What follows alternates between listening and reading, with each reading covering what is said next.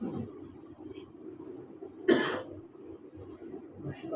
ونصلي ونسلم على رسوله الكريم أما بعد فأعوذ بالله من الشيطان الرجيم بسم الله الرحمن الرحيم وما خلقت الجن والإنس إلا ليعبدون وقال الله تبارك وتعالى الله يبسط الرزق لمن يشاء ويقدر وفرحوا بالحياة الدنيا وما الحياة الدنيا في الآخرة إلا متاع وقال الله تبارك وتعالى الله لطيف بعباده يرزق من يشاء وهو القوي العزيز وقال النبي صلى الله عليه وسلم من أحب أن يبسط له في رزقه وينسأ له أثره فليصل رحمه أو كما قال عليه الصلاة والسلام۔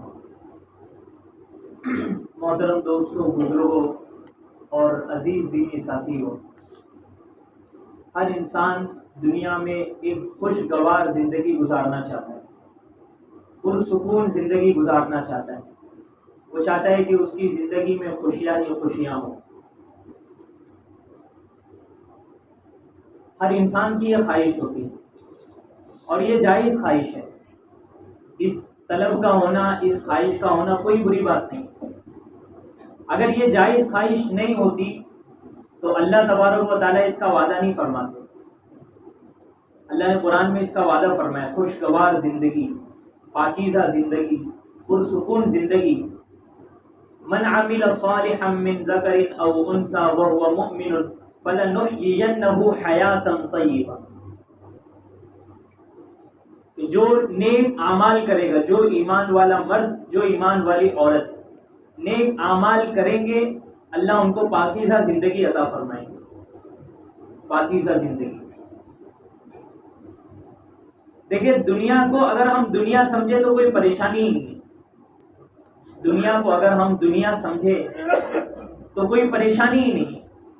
پریشانی تو ان لوگوں کے لیے ہے جن کے لیے دنیا دنیا نہیں ہے بلکہ یہی جنت ہے۔ ہماری تو جنت مرنے کے بعد ہے، لیکن بعض انسانوں نے اس دنیا کو ہی جنت بنا لیا ہے کہ انہیں ساری خوشیاں یہی چاہیے، ساری لذتیں یہی چاہیے اور ساری خواہشات انہیں یہی پوری کرنی ہے۔ ساری عزت، شہرت، بلندیاں، درجے، مرتبے انہیں یہی چاہیے۔ اس لیے وہ کیا کہتے ہیں کہ کل ہو نہ ہو، کل کس نے دیکھا؟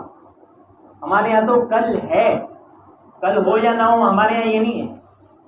کل کس نے دیکھا نہیں، کل کو ہم اتنا یقین ہے کہ آج پہ جتنا ہمیں یقین نہیں۔ یہ تو ہمارے ایمان کے اندر شامل ہے۔ آمنت باللہ وملائکتہ وکتبہ ورسلہ والیوم الآخر۔ یہ والیوم الآخر کل ہے۔ دنیا کی زندگی کی کوئی حقیقت ہی نہیں ہے۔ آخرت کے مقابلے میں قیامت کا جو ایک دن ہوگا وہ 50,000 سال کے برابر ہوگا۔ 50,000 سال کے برابر۔ سأل سائل بعذاب واقع للكافرین لیس له دافع من اللہ ذی المعارج تعرج الملائکۃ والروح فی یوم تعرج الملائکۃ والروح 50,000 سنہ، 50,000 سال کے برابر ایک دن۔ آپ اندازہ لگائیں۔ اچھا، یہ آج کل ریسرچ ہو رہی ہے تو اس میں ریسرچ میں آتا ہے کہ یہ چیز 2 کروڑ سال پہلے کی، حالانکہ دیکھا جائے تو شاید دنیا کو بھی اتنے کروڑوں سال ہوئے ہی نہیں۔ تو خیر، ہمارے نزدیک کل کا جو دن ہے، قیامت کا دن ہے، وہ بالکل یقینی ہے، اس میں کوئی شک نہیں ہے۔ اور ہماری جنت وہیں پر ہے، انشاءاللہ ہم سب جنت میں جائیں گے۔ اللہ ہم سب کو جنت میں پہنچائے۔ اگرچہ ہمارے اعمال ایسے نہیں ہیں، اگرچہ ہمارا ایمان ایسا مضبوط نہیں، لیکن ٹوٹے پھوٹے جو بھی اعمال ہو رہے ہیں، گر رہے ہیں، اٹھ رہے ہیں، گناہ ہو رہے ہیں، توبہ کر رہے ہیں، اللہ کی ذات سے امید ہے کہ اللہ اسی توبہ پر ہمیں موت دے گا اور انشاءاللہ اللہ ہمیں جنت میں داخل کرے گا۔ تو پریشانی تو ان کے لیے جنہوں نے اس دنیا کو دنیا نہیں سمجھا بلکہ اس کو جنت سمجھا، اسی لیے وہ دنیا میں جنت بنانا چاہ رہے۔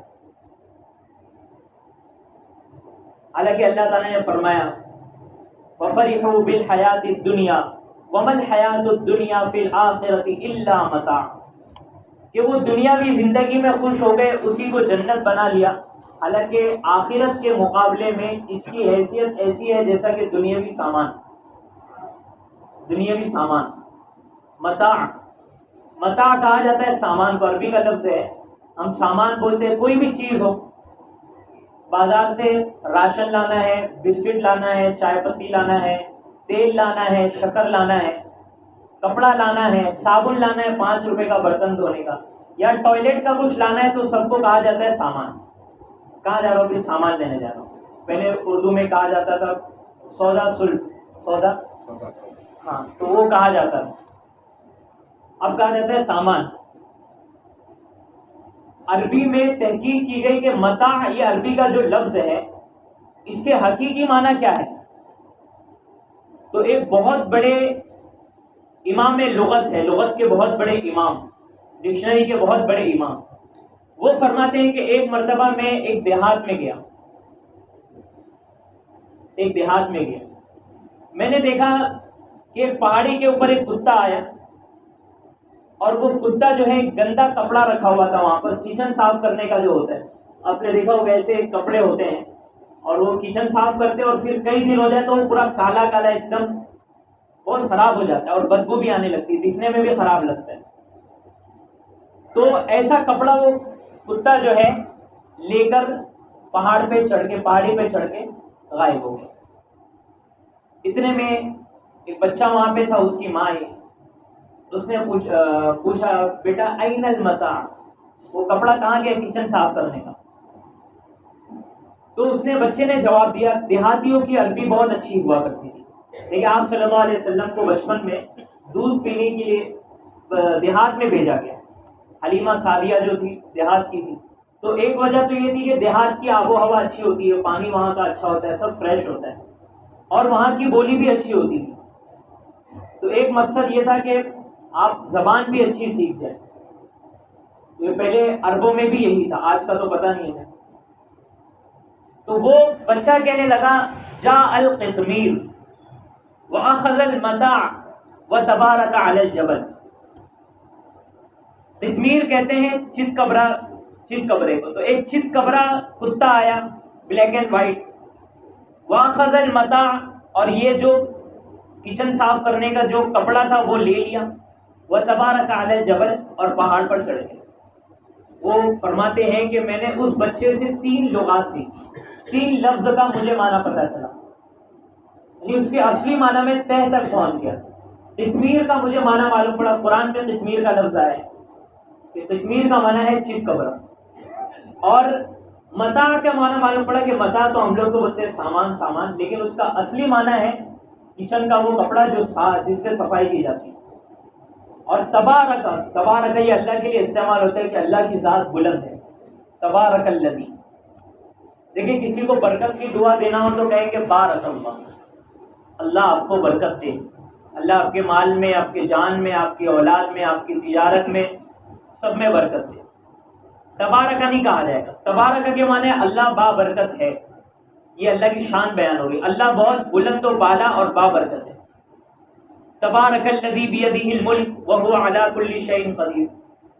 فرمایا کہ اس کا جو حقیقی معنی ہے مجھے معلوم پڑا کہ وہ کتا جو پہاڑ پہ چڑھ رہا تھا پہاڑی پر، اس کو بچے نے کہا تبارک علی الجبل.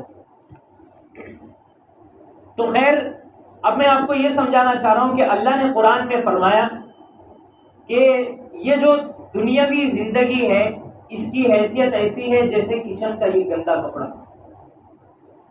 اگر کوئی اسی سے دل لگا کے بیٹھ جائے کہ مجھے یہی چاہیے، مجھے شادی میں یہی چاہیے، یہ گندا کپڑا تو میں لے کے ہی جاؤں گا، ولیمے میں تو میں خاص طور سے لے کے جاؤں گا، اپنے سر پہ رکھوں گا، تو ہم سب کیا کہیں گے کتنا بیوقوف ہے، یہ سٹیا گیا ہے، اس کا دماغ گیا ہے. تو وہی حال ہے ان لوگوں کا جو اس دنیاوی زندگی کو جنت بنانا چاہتے ہیں، جو چاہتے ہیں کہ ہمیں کبھی غم نہ آئے، کبھی پریشانی ہمارے اوپر نہ آئے، کبھی بھوک ہمیں برداشت نہ کرنی پڑے، کبھی کسی کی موت کا غم ہمیں نہ جھیلنا پڑے. اگر دنیاوی زندگی کو ہم دنیاوی زندگی سمجھے تو ہمارے لیے پھر کوئی پریشانی نہیں، کوئی پریشانی نہیں۔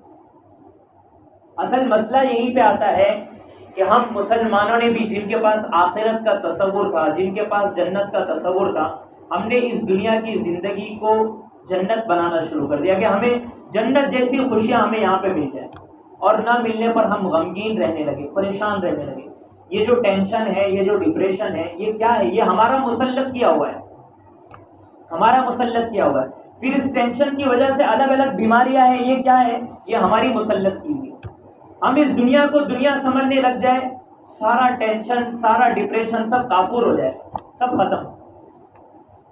اسی وجہ سے دیکھیے ہمارے پاس آخرت کا عقیدہ ہے، آخرت کا تصور ہے۔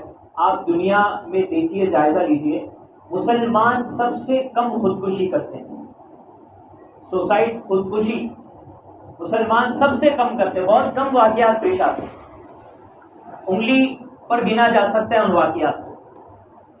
جبکہ غیر مسلم جو قومیں ہیں، چونکہ ان کے آخرت کا تصور نہیں ہے، ان کے یہاں بس مال کمانا ہے، اچھا گھر ہونا چاہیے، اچھی لائف ہونی چاہیے، لگژری لائف ہونی چاہیے، سب ہمارے پاس ہونا چاہیے، دن رات محنت کرتے رہو، سب کچھ یہیں پر ہے، کل ہو نہ ہو، کل کس نے دیکھا، یہ ان کا تصور ہے۔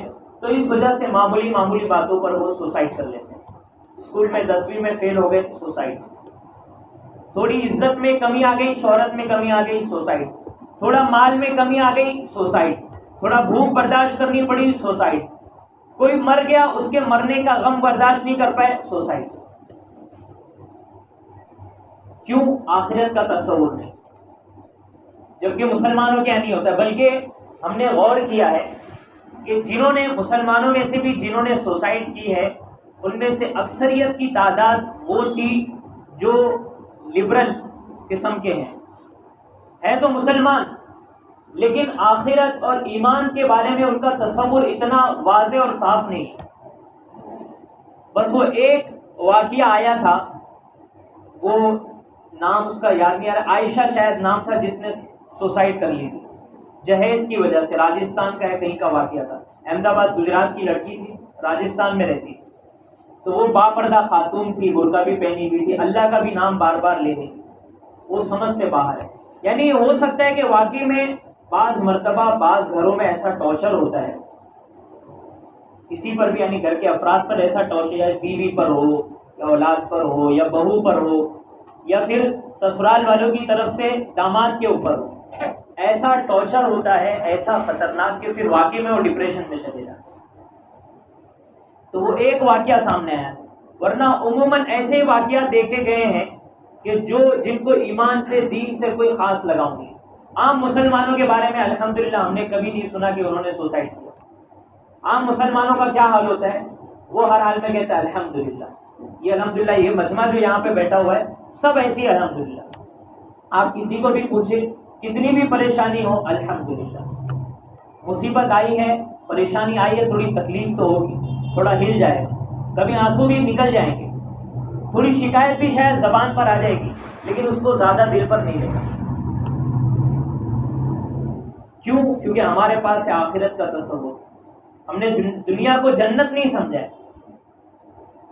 اللہ نے فرمایا، اللہ کا فرمان ہمارے سامنے ہے، وَلَكُمْ فِيهَا مَا تَشْتَهِي أَنفُسُكُمْ وَلَكُمْ فِيهَا مَا تَدَّعُونَ۔ تمہاری جتنی خواہشات ہیں، تمہاری جتنی مرادیں ہیں، آرزویں ہیں، تمنائیں ہیں، جتنی تمہاری مانگ ہے، سب جنت میں پوری ہوگی، سب جنت میں پوری ہوگی۔ یہاں بیچارے کتنے ہیں جو آرزویں خواہشات لیے ہوئے دنیا سے ایسے ہی چلے جاتے، صبر کر لیتے۔ دیکھیں، یاد رکھیں میرے بھائیو، روزی میں برکت کا ایک سبب یہ ہے کہ آدمی حلال راستہ اختیار کرے۔ میں بتا رہا ہوں خواہشات کے اوپر کہ خواہشات پوری نہیں ہوتی تو صبر کیسے کرنا ہے؟ حلال راستہ اختیار کرے، حرام سے بچے۔ جو حرام سے بچتا ہے اللہ اس کو پاکیزہ روزی دیتے، برکت والی روزی دیتے۔ اور یہ صرف روزی کے بارے میں نہیں ہے، جو بھی حرام چیز آدمی چھوڑے گا اللہ اس کے بدلے میں حلال دے گی۔ من ترک شیئا للہ عوضہ اللہ خیرا منہ، من ترک حراما للہ عوضہ اللہ خیرا منہ۔ یہ حدیث کا خلاصہ ہے علامہ ابن قیم جوزیہ رحمہ اللہ، انہوں نے بھی اس کو اپنی کتابوں میں بیان کیا ہے کہ جو اللہ کے لیے کسی چیز کو چھوڑ دے گا اللہ اسے اس سے بہتر عطا فرمائے گا، جو اللہ کے لیے حرام کو چھوڑ دے گا اللہ اسے بہتر عطا فرمائیں گے۔ حدیث میں آتا ہے زنا چہرے کی رونق کو ختم کر دیتا ہے۔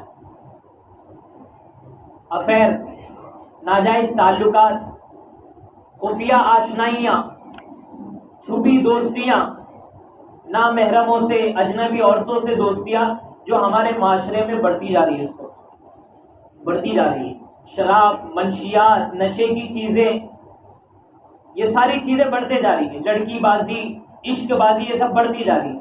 اور جو حلال چیزیں تھیں، نکاح، 2 کروڑ 3 کروڑ 4 کروڑ 5 کروڑ، وہ سب چیزیں ختم ہوتی جا رہی ہیں، ان کو برا سمجھا جا رہا ہے، چھی چھی تھو تھو۔ کوئی آدمی 2 شادی کر لے اس کو تھو تھو لوگ کرنے لگتے ہیں، اور یہاں پورا معاشرہ زنا کر رہا ہے، خفیہ دوستی ہو رہی ہے، یا روڈ پہ مسجد کے پیچھے آپ دیکھ لیں کتنی لڑکیاں بازی ہوتی ہے، عشق بازیاں یہاں پہ ہوتی ہے، چوما چھاٹی ہوتی ہے سب کے سامنے، کسی کے سر پہ جھوم نہیں رہی۔ اور یہ کون ہے؟ یہ ہماری نسل ہے، یہ ہماری اولاد ہے، مسلمانوں کے بچے، لیکن کسی کے نہ ماں باپ کے سر پہ جھوم رہتی ہے، نہ یہاں پہ چلنے والے شرم سے لوگ اپنی نگاہیں جھکائے ہوئے چلے جاتے ہیں۔ خیر، فرمائے کہ جو زنا یہ چہرے کی رونق کو ختم کر دیتا ہے، اور آگے سنیے یذھب بالمال، زنا مال کو ختم کر دیتا ہے، تباہ کر دیتا ہے مال کو، مال میں تباہی آ جاتی ہے، آدمی کا مال اور سب برباد ہو جاتا ہے۔ اس کے بالمقابل آپ نکاح کو دیکھیے، نکاح کے بارے میں قرآن کہتا ہے إِن يَكُونُوا فُقَرَاءَ يُغْنِيهِمُ اللَّهُ مِن فَضْلِهِ، سورۃ النور۔ جو نکاح کریں گے اگر وہ غریب ہے اللہ انہیں مالدار کر دے گا، مال دے دے گا۔ مالدار کا مطلب یہ کہ مال دے دے گا، بھیک مانگنے کی نوبت نہیں آئے گی، اتنا دے دے گا کہ وہ کھائیں گے پیئیں گے چین سکون سے رہیں گے۔ إِن يَكُونُوا فُقَرَاءَ يُغْنِيهِمُ اللَّهُ مِن فَضْلِهِ، اللہ کہہ رہا ہے اللہ خود اپنے فضل سے مالدار کرے گا، غنا دے گا۔ وَلْيَسْتَعْفِفِ الَّذِينَ لَا يَجِدُونَ نِكَاحًا حَتَّى يُغْنِيَهُمُ اللَّهُ مِن فَضْلِهِ، اور حدیث میں فرمایا کہ 3 لوگوں کی مدد اللہ کے ذمہ ہے، 3 لوگوں کی مدد اللہ کے ذمہ ہے۔ ان میں سے ایک وہ ہے جو زنا سے بچنے کے لیے نکاح کا ارادہ رکھتا ہو، زنا سے بچنے کے لیے نکاح کا ارادہ رکھتا ہو، اب چاہے یہ پہلے نکاح والا ہو، دوسرے والا ہو، تیسرے والا ہو یا چوتھا، 4 آخری حد ہے۔ کتنی کرنا چاہیے، 3 کروڑ 4 کروڑ، میں یہ نہیں کہہ رہا ہوں، میں تو اسلام کا نظریہ بتا رہا ہوں۔ زنا سے بچنے کی ضرورت غیر شادی شدہ کنواروں کو بھی ہے اور شادی شدہ لوگوں کو بھی زنا سے بچنے کی ضرورت ہے۔ آج اگر معاشرے کا ماحول اگر ہم دیکھ لیں تو شادی شدہ کیا، غیر شادی شدہ کیا، بچے کیا، جوان کیا، بوڑھے کیا، لڑکیاں کیا، لڑکے کیا، سب زنا کی طرف، زنا کے راستے پر۔ لکھا ہے علماء نے کہ زنا تو حرام ہے ہی، زنا کے ذرائع بھی حرام ہیں۔ نامحرموں سے چیٹنگ کرنا، واٹس ایپ پہ، فیس بک پہ، انسٹاگرام پہ، یا جو بھی چیٹنگ جہاں پہ بھی ہوتی ہو، یا ان سے کال پہ بات کرنا بلا شرعی ضرورت کے۔ اور آج کل جو ہے یہ ہمارا دیندار نوجوانوں کا جو طبقہ ہے وہ کہہ رہا ہے وہ میں اس کو دعوت دے رہا ہوں، دین کی دعوت دے رہا ہوں، میں اس کو نماز پہ لا رہا ہوں، میں اس کو جو ہے روپٹا ڈالنے پر لا رہا ہوں، برقعے کی دعوت دے رہا ہوں میں اس کو۔ یہ سب بہانے بازی ہے، یہ آپ کی ذمہ داری نہیں ہے، یہ اس کے باپ کی ذمہ داری ہے۔ آپ اپنی بہن کی ذمہ داری اٹھائیے، آپ اپنی بہن کو دعوت دیجیے کہ وہ برقع کرے، بے پردہ نہ گھومے راستوں میں، نماز پڑھے، اپنی بہن کو دعوت دیجیے، اور اگر شادی شدہ ہے تو اپنی بیٹی کو دعوت دیجیے۔ میں جی وہ میری بیٹی کی عمر کی ہے، میں تو بس اس کو دعوت ہی دے رہا ہوں، نماز کی دعوت دے رہا ہوں۔ یہ شیطان کا دھوکہ ہے، وَلَا يَغُرَّنَّكُمْ بِاللَّهِ الْغَرُورُ۔ یاد رکھیں میرے بھائیو کہ جو عام لوگ ہیں ان کو تو شیطان کھلم کھلا بہکا رہا ہے، لیکن ہم جیسے جو دیندار ہیں ہم لوگوں کو شیطان کس طریقے سے بہکاتا ہے۔ میں جی اس کو مسئلہ بتا رہا ہوں، میں تو مسئلہ بتانے کے لیے فون کر رہا ہوں، مسئلہ بتانے کے لیے ہماری بات چیت ہو رہی ہے۔ یہ سب شیطان کا دھوکہ ہے جو ہمیں اس طریقے سے دھوکے میں ڈالتا ہے۔ تو نامحرم سے چیٹنگ کرنا، بات کرنا، تنہائی میں ملنا، مصافحہ کرنا، ہاتھ ملانا، یہ سب چیزیں زنا تک پہنچانے والی ہیں، اس لیے یہ سب چیزیں حرام ہیں۔ چہرے کا پردہ، لوگ اختلاف کرتے کہ فلاں نے فرمایا چہرے کا پردہ نہیں ہے۔ قرآن میں اللہ کہہ رہا ہے کہ تم نے جو پیروں میں زیور پائل وغیرہ پہنی ہے، چلنے کے وقت خیال رکھو کہ اس کی بھی آواز نہ آئے، کہ اس کی آواز نامحرم کو، اجنبی کو تمہاری طرف مائل کر دے گی۔ میرے بھائیوں، پیروں کا زیور اگر اجنبیوں کو عورت کی طرف مائل کر سکتا ہے تو اس سے بڑھ کر تو چہرہ اجنبیوں کو مائل کر سکتا ہے۔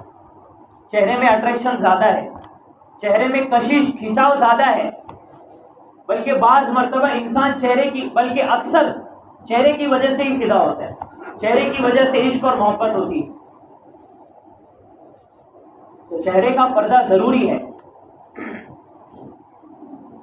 تو فرمایا کہ یہ سب راستے حرام ہیں، ان راستوں پر جو جائے گا وہ حرام راستے پر جاتا ہے، اور ان سب چیزوں کی وجہ سے روزی میں تنگی آئے گی۔ بد نظری کرنا، عورتوں کو دیکھنا۔ میں ایک کتاب پڑھ رہا تھا، اس کے اندر لکھا تھا، یعنی یورپ کا جو معاشرہ ہے، ابھی الحمدللہ ہمارا یہاں ماحول ویسا نہیں آیا ہے یورپ کی طرح، لیکن میرے بھائیوں اگر ہم نے دعوت کی محنت نہیں کی، دین کی محنت نہیں کی، اپنی نسل کی تربیت کی فکر نہیں کی، تو آج سے 20-25 سال کے بعد وہی معاشرہ آ جائے گا۔ آج آپ دیکھ لو، ویلنٹائن ڈے، ہگ ڈے، اور یہ پتہ نہیں کتنے سارے ڈے آتے ہیں، ان ڈیٹوں پر کون لوگ ہیں؟ ہمارا بھی تو معاشرہ جا رہا ہے نا، ہماری نسلیں جا رہی ہیں۔ برتھ ڈے منانے والا کون سا معاشرہ ہے؟ ہمیں یاد ہے آج سے 25 سال پہلے جب ہمارا بچپن تھا، 5-6 سال کی ہماری عمر تھی، تو برتھ ڈے میں شریک ہونے کو مایوس سمجھا جاتا تھا۔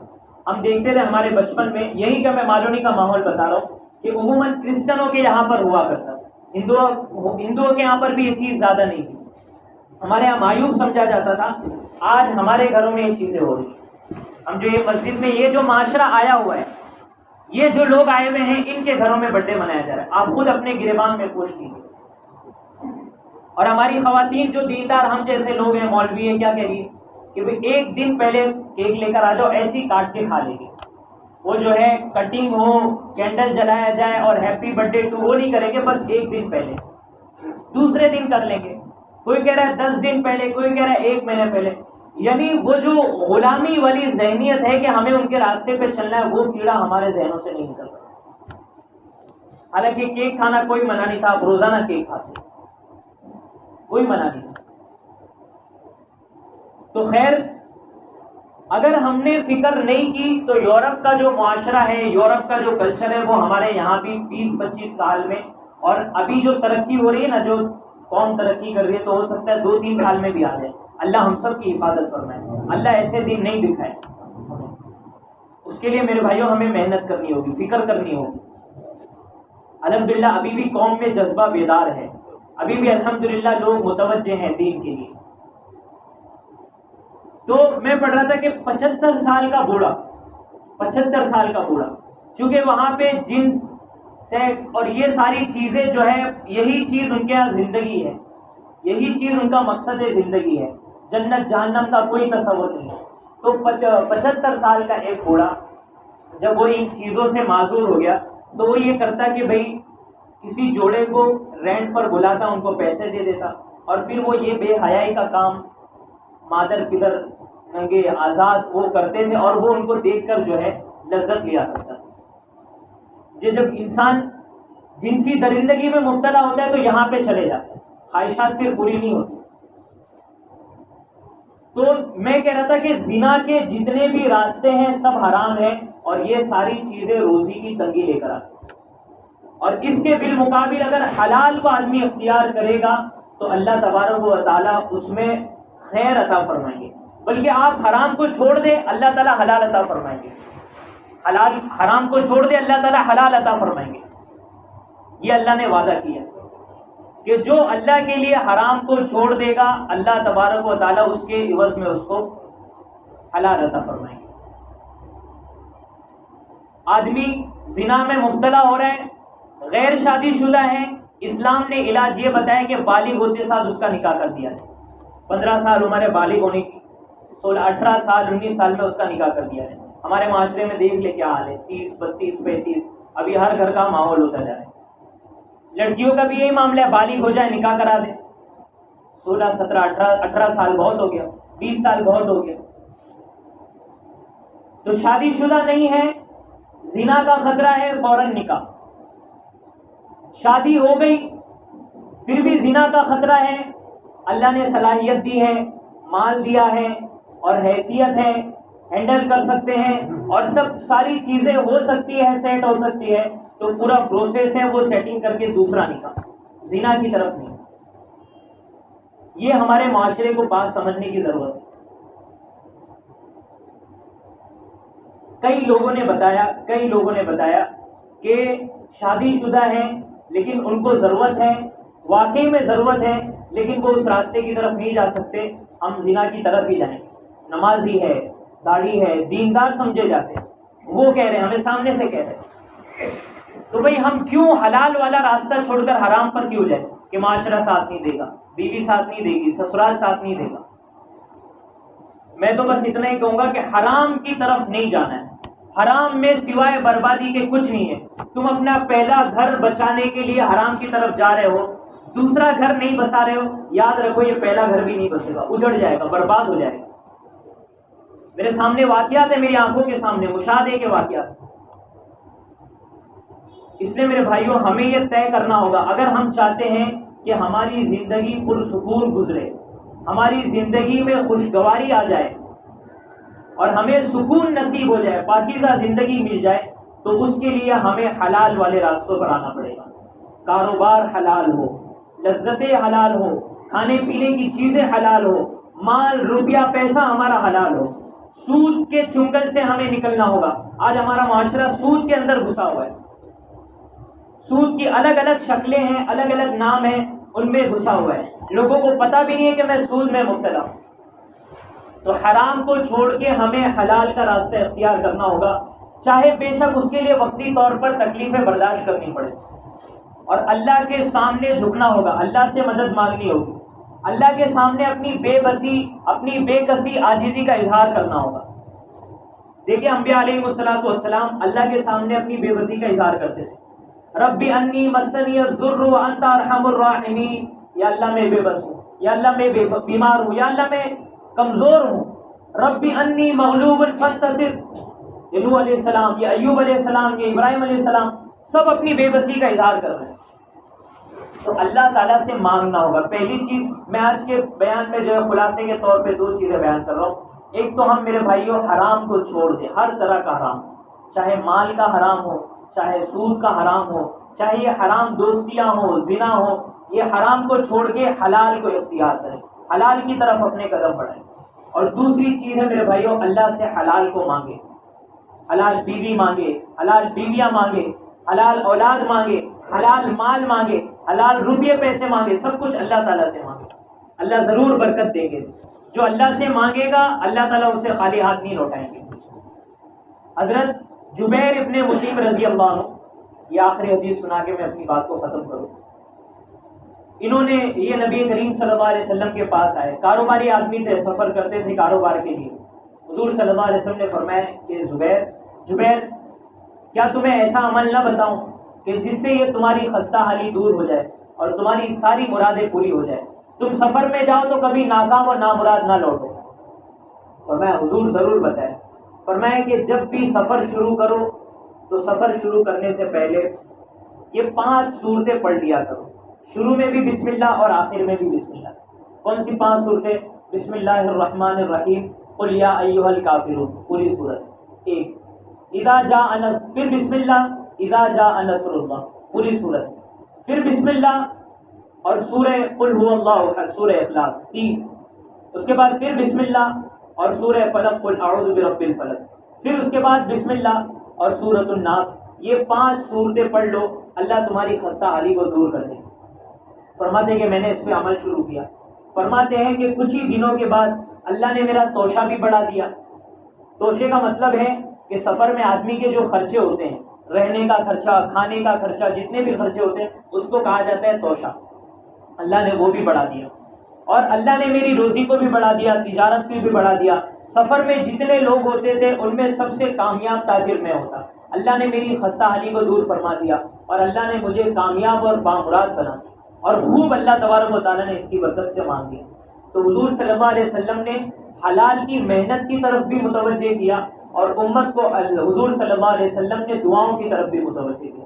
تو حلال روزی کی طلب اور محنت کے ساتھ ساتھ ہمیں جو ہے اس کے لیے محنت بھی کرتے رہنا چاہیے، اور محنت کے ساتھ ساتھ جو ہے ہمیں دعائیں بھی کرتے رہنا چاہیے۔ اللہ تبارک و تعالیٰ سے دعا ہے کہ اللہ تبارک و تعالیٰ ہم سب کی حرام سے حفاظت فرمائے اور حلال کو اختیار کرنے کی توفیق عطا فرمائے۔ وآخر دعوانا ان الحمد للہ رب العالمین۔